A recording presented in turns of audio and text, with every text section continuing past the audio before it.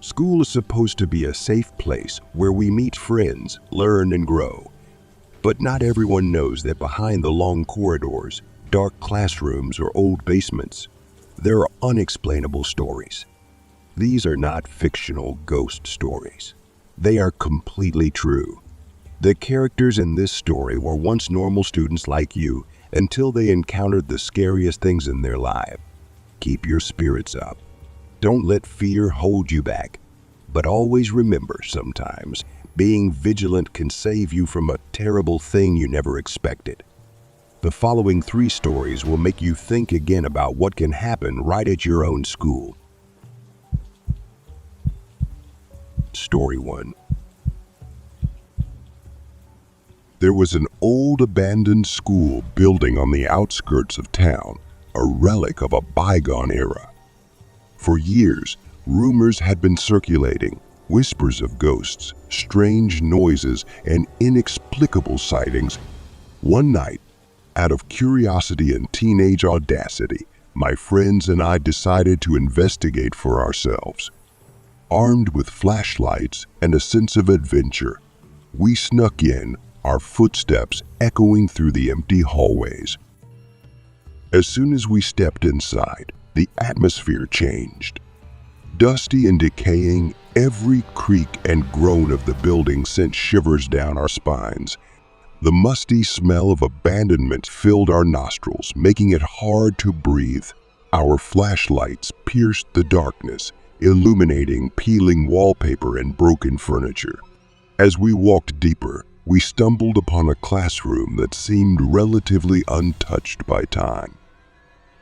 The desks and chairs were still arranged in neat rows, as if waiting for students who would never return. The blackboard bore the faint traces of a long-forgotten lesson. The air was thick with an ominous silence, as if the room itself were holding its breath. Then we saw a shadow. It was a man standing at the front of the room, his back to us. He was wearing old-fashioned clothes, the kind you see in black and white photos. Something about him felt wrong. My friend Jason called out anxiously, "Hey, who are you?" The man didn't move. We exchanged uneasy glances, the tension in the room palpable. We moved closer, curiosity battling fear. Just as we were about to reach him, he suddenly turned around. His eyes were sunken, dark as if sucking out. His face twisted into a grotesque grin, revealing unnaturally sharp teeth. A wave of fear washed over us. I screamed and we dashed out of the room, the feeling of dread driving us forward. The hallway seemed to stretch on forever, each shadow a potential threat. Our footsteps pounded the floor, echoing our panic. We didn't stop until we were outside, breathless and shaking. Our hearts were pounding, and we looked at each other, the weight of what we had just experienced sinking in. The next day, we shared our story at school. Some believed us eyes wide with fear, while others laughed as if it were a joke. But we knew the truth. We had seen the man with the sunken eyes, and the memory of his twisted smile still haunted us. To this day, the old school building stands as a silent testament to the horrors within. Occasionally, a brave soul ventures in, but they never stay long.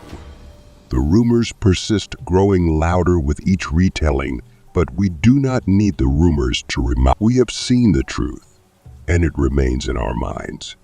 A chilling reminder that some places are better left undisturbed. Story 2. It was a normal afternoon in high school, kind of like any other. I was sent to the library to get my laptop cart for class. As soon as I stepped into the hallway, a cold silence fell over me, the kind that makes every hair on your body stand up. Every step echoed ominously, as if the walls themselves were whispering secrets. As I entered the library, the atmosphere changed. The air was heavy, thick with an almost tangible dread. The rows of bookshelves loomed like ancient sentinels, their shadows stretching across the floor in strange patterns. The overhead lights flickered faintly, casting a dim, ghostly glow. I was halfway to the laptop cart when I felt a presence. My skin tingled with unease and I turned, looking at the dim light between the shelves. That was when I saw it. A huge creature, hunched over, its limbs trailing across the floor. Its skin was a pale gray, stretched too far over a skeletal frame. Its face was a grotesque parody of a human, with hollow, lifeless eyes staring straight into mine. For a moment, time seemed to freeze. My breath caught in my throat and my heart pounded like a drum. The creature's gaze was relentless, a cold void swallowing me. Then it took a slow, cautious step toward me, its limbs creaking with unnatural stiffness. Panic surged through me, overwhelming me. Without a second thought, I turned and ran, the stifling silence of the library now broken by my frantic footsteps. I could feel the creature's gaze burning into my back, a painful reminder of the nightmare I had left behind. I rushed into the classroom, panting, my words rushing out in a rush of desperation. "There's something in the library. A creature, a giant. We have to get out of here." My teacher, Mr. Harris, looked up from his desk, frowning. "Calm down, Brianna. What are you talking about?" "I'm serious. It's huge, and it's not human. We need to call someone," I insisted, my voice shaking. My classmates exchanged glances, some worried, some amused. Jessica, sitting in the front row, raised her eyebrows. "Are you sure you're not imagining things? Maybe a shadow or something." "No, I know what I saw. It was real, and it was coming toward me," I snapped, my frustration mounting. Mr. Harris stood up, his expression softening. "Okay, Brianna, shall we see? Maybe there's an explanation."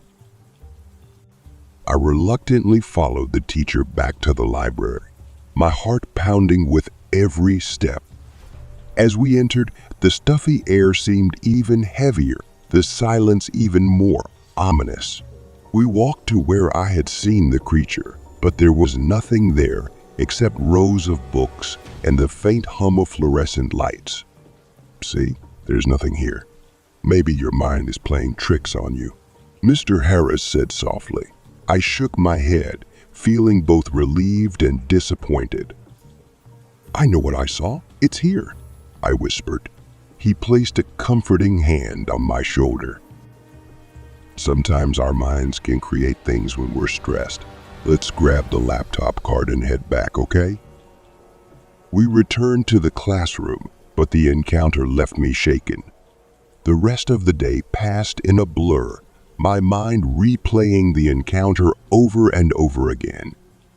Every shadow seemed to hide the creature. That night, I lay awake, my heart still racing, haunted by those cold, empty eyes.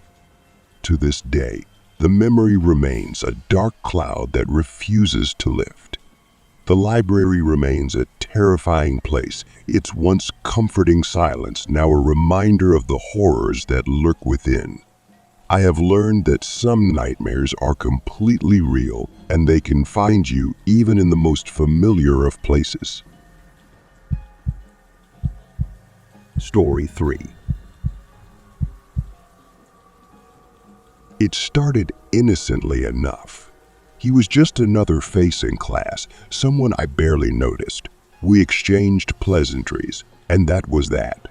But then the messages started. At first, they were harmless, simple greetings and casual questions. I brushed them off as the ramblings of an overly friendly classmate.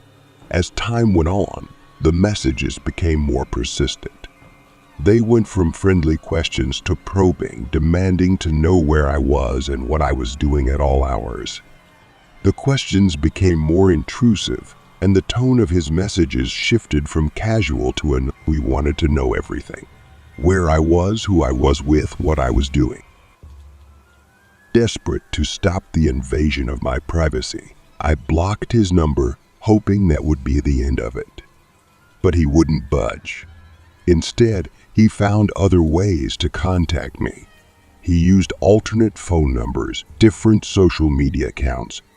Each new message was more disturbing than the last, dripping with an intensity that made my skin crawl. I began to see him everywhere.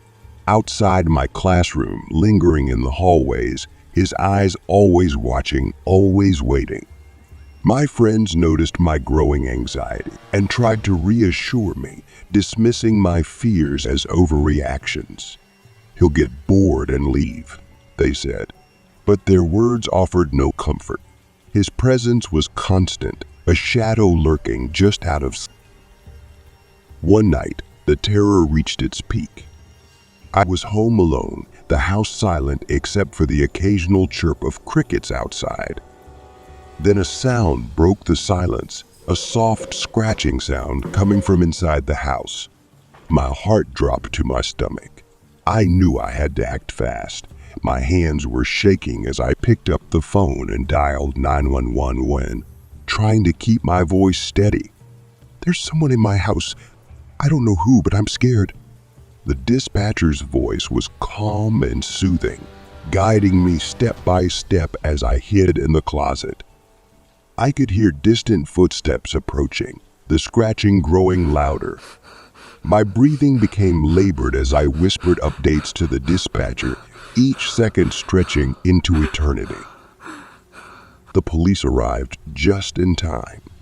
I could hear their voices, commanding and authoritative, as they moved through the house. The front door was pushed open, and the sound of frantic footsteps echoed through the hallway. Minutes later, they arrested him, caught red-handed, as he tried to force his way into my room. He was caught, but the fear did not go away. To this day, I live with a constant sense of unease. Every night, I double-check the locks, a small ritual to reassure myself that I am safe. The memory of his relentless surveillance remains, a shadow in the corner of my mind, a haunting reminder of the nightmare that once was.